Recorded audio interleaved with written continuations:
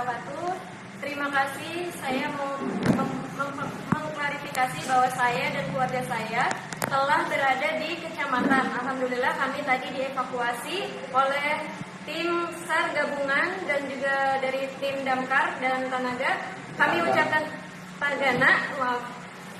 terima kasih banyak kepada semua pihak yang telah menyebarluaskan video saya sehingga saya cepat dievakuasi. Dan mohon untuk tim SAR juga, masih ada tetangga-tetangga saya yang belum dievakuasi, semoga dievakuasi juga ke kecamatan. Terima kasih banyak.